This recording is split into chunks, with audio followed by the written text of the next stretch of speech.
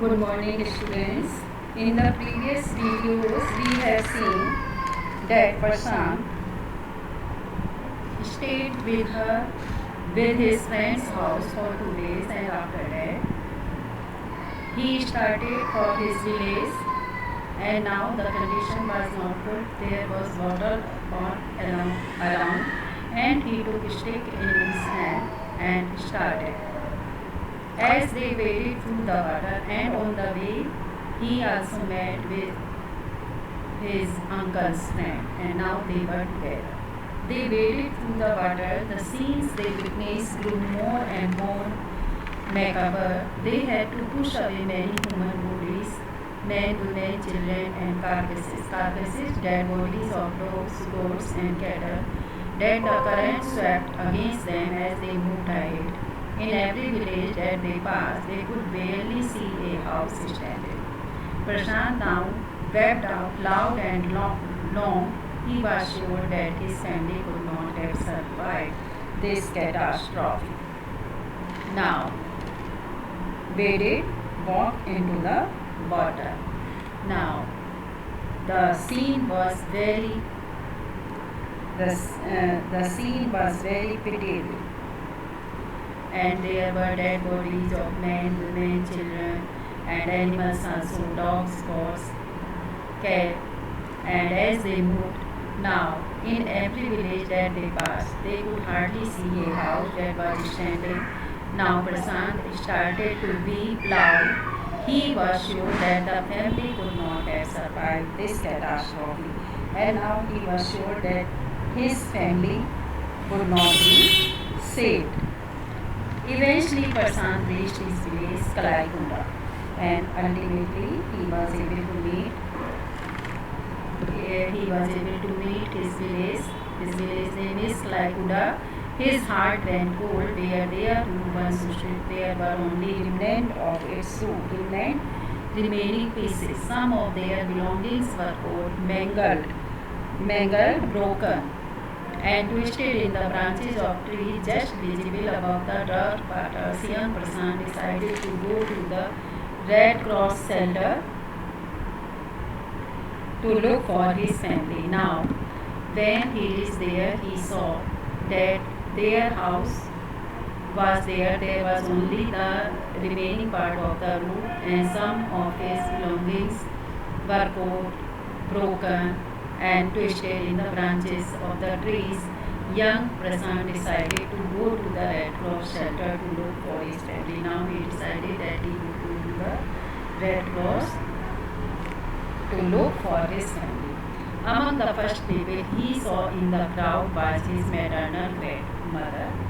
Weak with hunger, she rushed to him, her hands outstretched, her eyes brimming. It was a miracle. They had long given him up for death.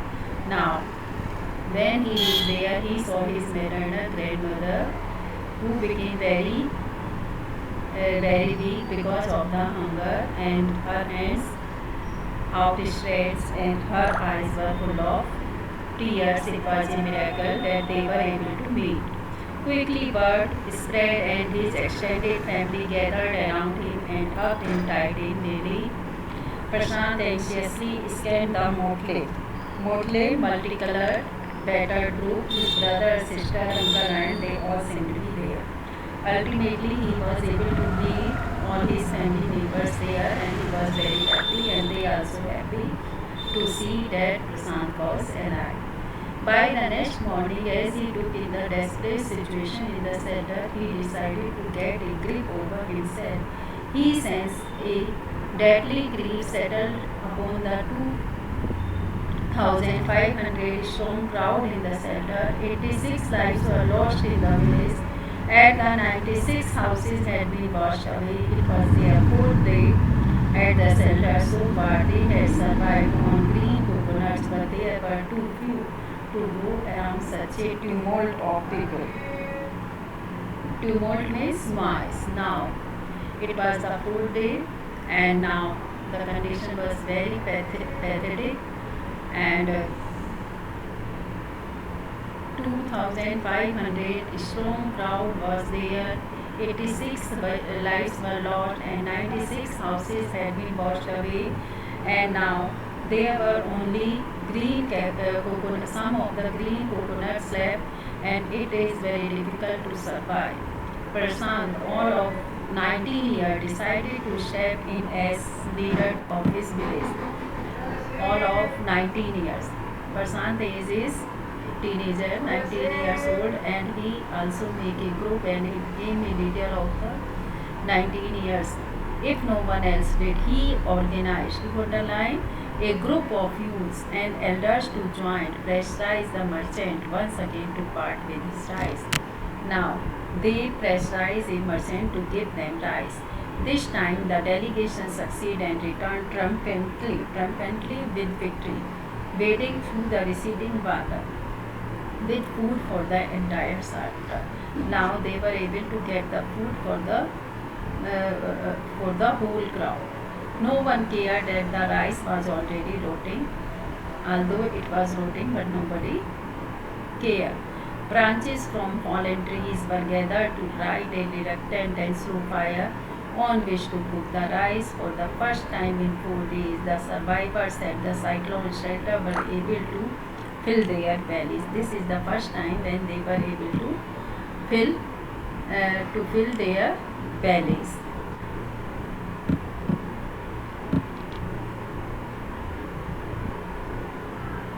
His next task was to organize a team of youth volunteers to.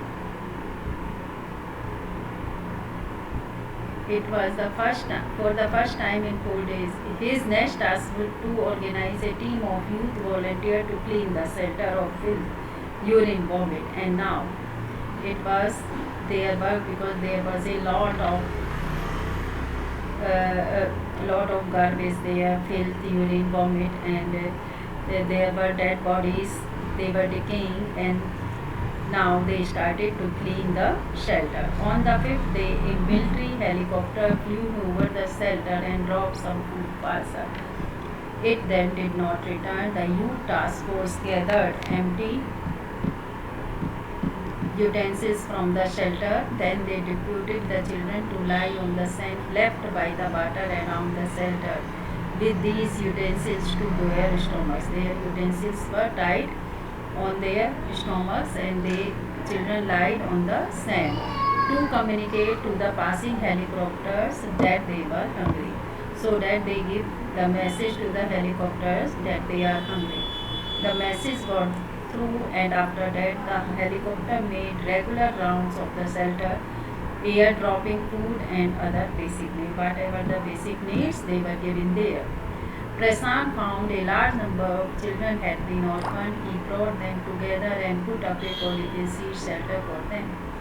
Now he found that there are many children who became orphaned, and they brought him together and put up a polythene seed shelter for them. Women were mobilized to look after them, while the men secured food and materials for the shelter.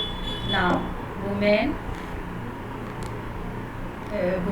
are looking after them, and in this way the men are securing food and materials for the shelter. In this way they were survived. As the weeks passed, Prashant was quick to recognize that the women and children were sinking deeper and deeper in their grief. He persuaded the women to start working in the food for work program started by an NGO. Now he persuaded women that they should work and start food for work program by NGOs. And for the children, he organized sports events. He himself loved to play cricket, and so he organized cricket matches for children. Prashant engaged with other volunteers in helping the widows and children to pick up the broken pieces of their life. The initial government plan was to set up institutions for orphans and widows. However, this step was successfully resisted, and it was felt that in such institutions children would grow up without love and widows would suffer from stigma and loneliness. But after that, this program has been left.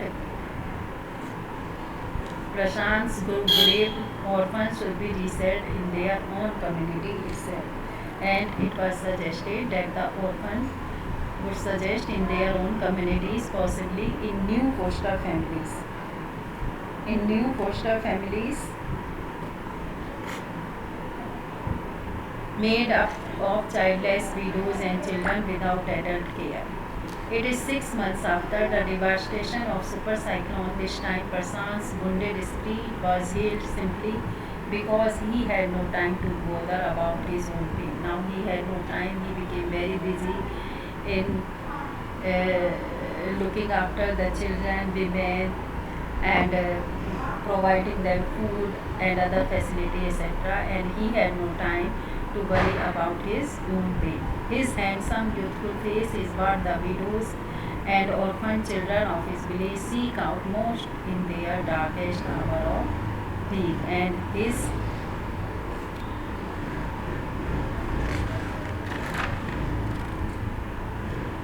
Prashant now, earlier he had no time to bother about his own pain. The widows and orphan children of the village thought of Prashant only in their hour of grief.